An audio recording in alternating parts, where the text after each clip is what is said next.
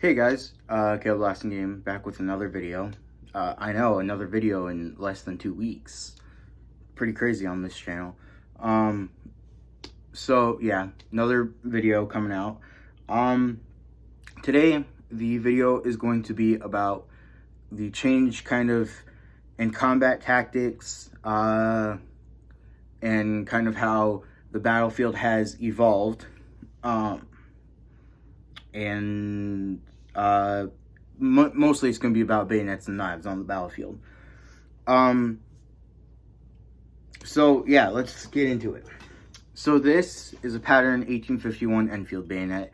Technically it's British made, but it was used by both the North and the South during the American Civil War. On the pattern 1853 Enfield rifle. Earlier in the war, the North used the 1851. I mean, you can see it, you'll see it late war because they would pick it up off of Confederate soldiers, but then Confederate soldiers used it all the way through the war. So yeah, 1851 or 53, I can't remember. It's either the 51 or the 53 Enfield. So you'll notice it's decently long compared to most modern bayonets.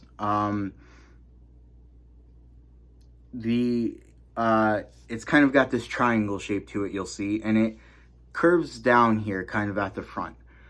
So even pre-Civil War, going back Revolutionary War and prior to that, the idea behind bayonets was because muskets were one-shot rifles, so it's, all right, how do we inflict as much damage as possible on the enemy at close range when we don't have time to reload, or if at close range we fired our rifle and now we don't have time to reload, or we're too close of range, I can't get a shot. How do we inflict as much damage as possible?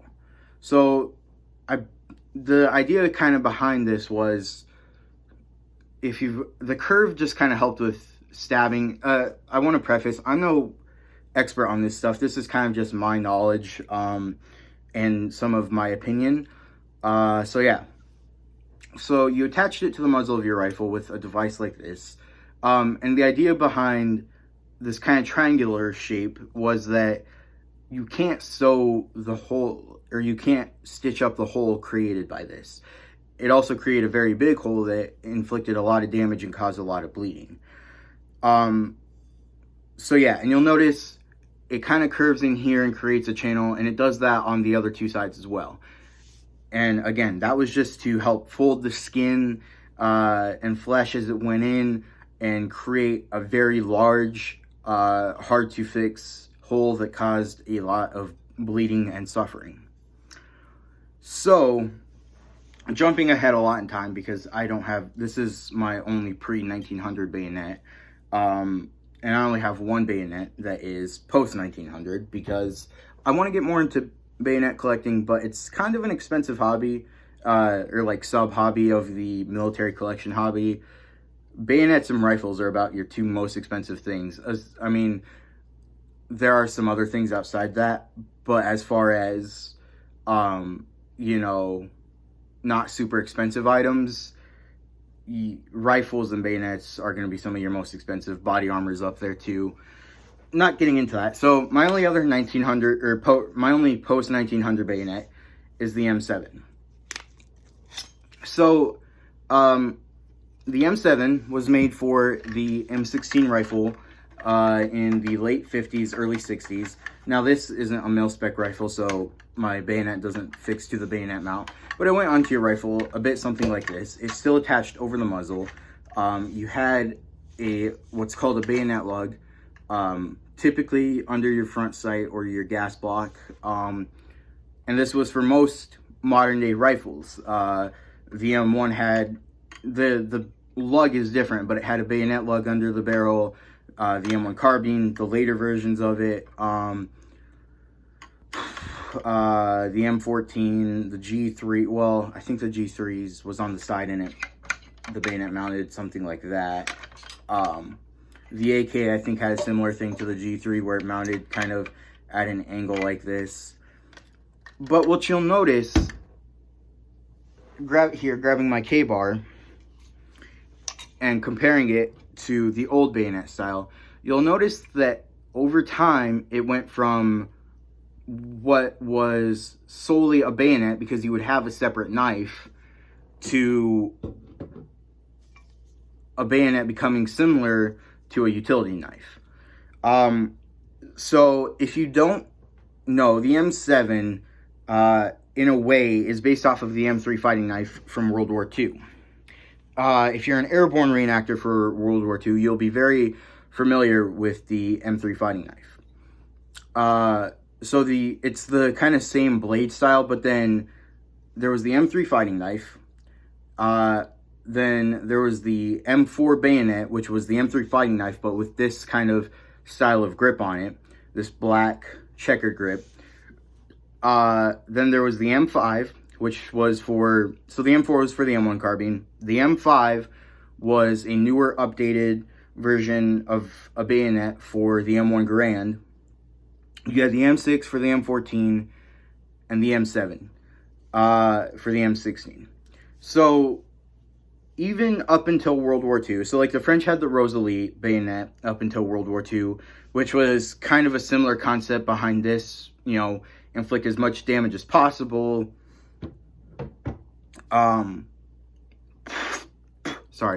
Inflict as much damage as possible, creating a wound that is hard to fix. But by World War II, so going from World War I to World War II, that's where you see the big change. So around the turn of the century, around 1900, you start to see bayonets stray away from this triangular muzzle-mounted style. I mean, all bayonets are almost all bayonets are muzzle-mounted, but just this kind of style of bayonet, you see the change around 1900 to straight blade bayonets, but they were extremely long. So this was when we were all switching over to smokeless powder bolt action rifles and stuff. So you go to a straight blade style blade, but it was still extremely long, to the point that some of them were the size of swords. You see a lot of the earlier ones are a lot thinner compared to the newer ones. But then, so there was that big change. Then World War I to World War II is where you see kind of the change from, and then World War II to like Vietnam and the modern era. That's where you see the big change from the old world bayonets to the newer style bayonets. So World War I, we were still using long sword bayonets. Many nations were still using that. But then you come to World War II, and they were still using the straight blade style bayonets, the long style. And you see some of those early wars still, but you also see a lot of the nations are taking their old bayonets and they're modifying them. They're grinding them down and they're making them shorter, roughly around 10 inches, sometimes shorter. The Germans did this with their Kar 98 bayonet. The Americans did this with, I believe it's the model M1905 bayonet for the M1903 and the M1 that they then cut down to 10 inches. I believe it was 16 inches. They cut it down to 10.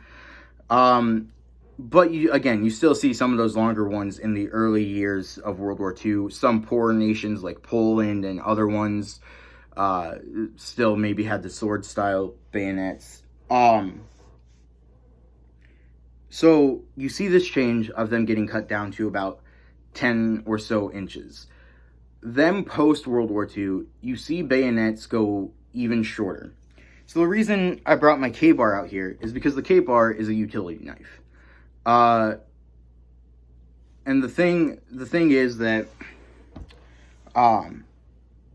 bayonets started to become, as engagements became further away and rifles became higher capacity, there was less of a need for bayonets. You see the tactic of a bayonet charge start to fade away after World War II and Korea. And the reason for that is because of higher capacity rifles and longer distances. So battles are becoming longer distance. Rifles, the standard infantry rifles, are starting to become fully automatic. or select fire like the M16. Because even the early M16 was 20 rounds. The AK was 30 rounds. Later on, the M16 became a 30-round capacity rifle. So, like, that's the thing. You see bayonets kind of... So, obviously, the M3 fighting knife, which was kind of, you know, a utility fighting knife type knife, was then made into the M4 bayonet for the M1 carbine. Part of that's just because it was short, and two, it was easy to just modify that knife into a bayonet for a short rifle. But then you see the M5 bayonet come out, and it's essentially it's even shorter than the 10-inch bayonet for the M1 Garand, but it's the updated style with this black checkered grip. It's got a different mounting system, and it's just a newer, modern version that came out around Korea for the M1 Garand. Then you see, with the introduction of the M14 in the mid to late 50s, you see the M6 bayonet, and then with the M16 in the late 50s, early 60s, you see the M7 bayonet. And over time, you see it go away from a bayonet and start to become similar to a fighting knife or a utility knife. So personally, that's the change of modern knives. And even going closer into knives becoming more of a utility knife, the M9 bayonet that the U.S. introduced in the, I want to say, mid to late 80s, it took the idea that the 8K bayonet used and put a wire cutter on the sheath, where you take the knife and you attach it to the wire cutter piece on the sheath, and you can clip wires with your bayonet. And then you go to the M10 bayonet. I believe that's the designation. The M10 bayonet that the U.S. Marine Corps is issuing now, and has been since like the mid-2000s, that uses that same idea.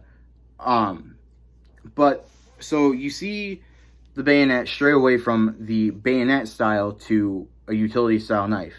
It uses a straight blade. It has a more ergonomic handle, kind of, compared to a utility knife. The handle on this is kind of thin and not quite as ergonomic. Also, being black plastic, it doesn't feel as comfortable in the hand as, say, a stacked leather knife, but you get the idea. So why the change? I think, like I said, it's because as engagements became longer distance, rifles became more versatile, higher capacity, there was just no need for them. But militaries also want to be careful and say, well, if there is a need for them, then we have them. But so, okay, why issue a bayonet? It's just going to be extra, you know, if there's a rare chance that we need it, it's just going to be extra equipment we carried. And even in Vietnam, late Vietnam, you see a lot of U.S. soldiers not carrying their bayonets anymore because it was just extra weight. You still do see quite a few carrying their bayonets, though. And the reason this change, I just keep repeating myself. I'm sorry, guys. That's a problem of mine. But the reason you see this change is because the military wanted to keep issuing the bayonet, but there was less of a need for it. So to issue it, but so that it would still have a need and wasn't just an extra piece of gear guys were carrying around, they made it into more of a utility knife so that you could use it for multiple things. You know, like the M9 bayonet has the wire cutter on it. And if you look at again, I believe it's called the M10, but I could be wrong. The bayonet the Marine Corps is issuing, it has a stacked, I don't know that it's stacked leather handle, but it has a similar handle to the K-bar. It's similar to style to the K-bar. And then I believe it also has the wire cutter on the sheath that we stole from the Russian bayonet. So they wanted to make it a utility knife so that troops still had a use for it, but as a bayonet, it was still there in case they needed it. Now, that's my personal opinion. I could be wrong. I repeated myself several times in this video, and I'm sorry for that. I apologize for that. So I guess that's the end of this video. Leave in the comments what you think, why you know, the change in bayonets went from being a bayonet style to being more of a utility style knife. Maybe you think it's for different reasons. Maybe you think different tactics. But I think it's pretty well agreed upon in the military collecting and military history community that it was, you know, we still want to issue a bayonet, but we want it to have a use, because as a bayonet, it has less use. So, yeah. That's it for this video, guys. If you're new to the channel, please like and subscribe. I'd appreciate it. I'm trying to hit 100 subscribers, hopefully by the end of this year. I'm about halfway there. And if you aren't new to the channel and you are subscribed, share my channel to somebody who maybe isn't subscribed.